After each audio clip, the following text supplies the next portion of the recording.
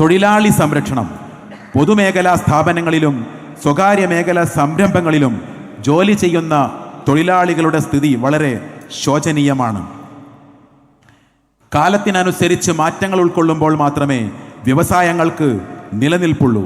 നിർമ്മിത ബുദ്ധി, robotics, data mining തുടങ്ങിയ മേഖലകളുടെ ആവിർഭാവത്തോടെ ഒട്ടുമിക്ക മേഖലകളിലും ഓട്ടോമേഷൻ നടപ്പിലാക്കുമ്പോൾ കേരളത്തിലെ വ്യവസായങ്ങൾക്കും വിദേശ വ്യവസായ സംരംഭങ്ങളോടും അവരുടെ ഉൽപ്പന്നങ്ങളോടും മത്സരിച്ച് പിടിച്ചിരിക്കാൻ കഴിയാത്ത അവസ്ഥയുണ്ട്. അതിനാൽ കേരളത്തിലെ വ്യവസായ സ്ഥാപനങ്ങളിലെ തൊഴിലാളികൾക്കും നൈപുണ്യ വികസന ട്രെയിനിങ് നൽകി വ്യവസായ വളർച്ചയ്ക്ക് പ്രാപ്തരാക്കേണ്ടതുണ്ട്. മുഴുവൻ തൊഴിലാളികളുടെ നിലവാരം ഉയരുമ്പോൾ മാത്രമേ നമ്മുടെ കേരളം യാഥാർത്ഥ്യമാവുകയുള്ളൂ. ഓട്ടോ ടാക്സി തൊഴിലാളികൾക്ക് മഴയും വെയിലുമേൽക്കാതെ നിരത്തുകളിൽ യാത്രക്കാരെ കാത്തിരിക്കുന്നതിന് ഓട്ടോറിക്ഷ ഷെൽട്ടറുകൾ ഒരുക്കുവാൻ തദ്ദേശ സ്വയംഭരണ സ്ഥാപനങ്ങൾ നിയമം കൊണ്ടുവരേണ്ടതാണ്.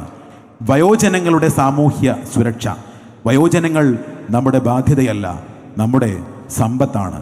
2025 മുതിർന്ന പൗരന്മാരുടെ എണ്ണം കേരള ജനസംഖ്യയുടെ 23% എത്തിയിരിക്കും.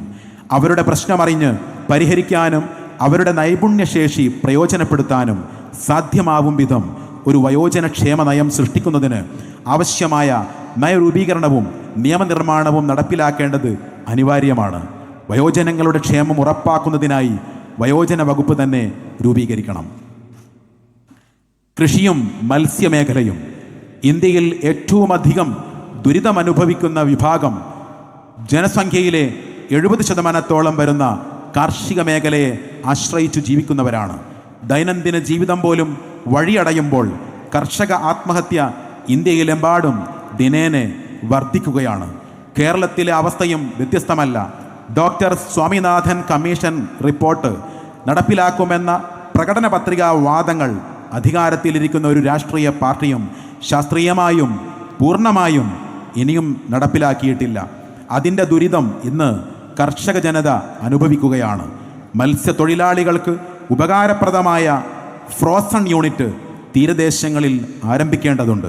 ജീവൻ പണയം വെച്ച് അത്യധ്വാനം ചെയ്യുന്ന കടലിൻ്റെ മക്കൾക്ക് ലഭിക്കുന്ന മത്സ്യവിഭവം താൽക്കാലികമായി സൂക്ഷിക്കാനിടമില്ലാത്തതിനാൽ തീരത്തെത്തിയ ഉടനെ വളരെ കുറഞ്ഞ വിലയിൽ വിറ്റഴിക്കേണ്ട ദുരവസ്ഥയുണ്ട്.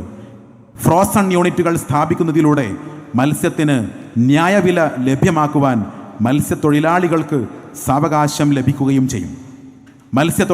മത്സ്യമേഖലയിലെ തീരദേശവാസികൾക്ക് വനാവകാശ നിയമം പോലെ തീരദേശ അവകാശ നിയമം പാസാക്കണം. കാർഷിക ബഡ്ജറ്റ്. കാർഷിക മേഖലയിൽ കോർപ്പറേറ്റുകളുടെ ഇടപെടൽ മൂലം കർഷകർക്ക് വിളകൾക്ക് വില ലഭിക്കാത്ത അവസ്ഥയുണ്ടായി. വനമേഖലയിലെ കൃഷിയിടങ്ങളിൽ നിരന്തരം വന്യമൃഗശല്യം കൂടി വരികയാണ്. ഈ അവസ്ഥയിൽ പ്രത്യേക കാർഷിക ബജറ്റുകൾ അവതരിപ്പിക്കണം. ഓരോ നിയോജക മണ്ഡലത്തിലും കൃഷിക്ക് മാത്രമുള്ള സോണുകൾ പ്രഖ്യാപിക്കണം. കാർഷിക സഹകരണ സംഘങ്ങൾ കർഷകരുടെ ഉൽപ്പന്നങ്ങൾ ശേഖരിച്ച് ഉടനടി പണം കൊടുക്കണം. ഉൽപ്പന്നങ്ങളുടെ തറവില കാലോചിതമായി ജീവിത സൂചികക്കനുസരിച്ച് തീരുമാനിക്കപ്പെടണം. പഞ്ചായത്ത് തോറും കാലാവസ്ഥാ വ്യതിയാന പഠന കേന്ദ്രം സ്ഥാപിച്ച് കൃഷിരീതികൾ നിശ്ചയിക്കപ്പെടണം. ഓരോ വാർഡിലും മണ്ണ് പരിശോധന നടത്തി ഗുണനിലവാരം കണക്കാക്കി അതിനനുസരിച്ചുള്ള കൃഷിക്ക് കർഷകരെ ബോധവാന്മാരാക്കണം.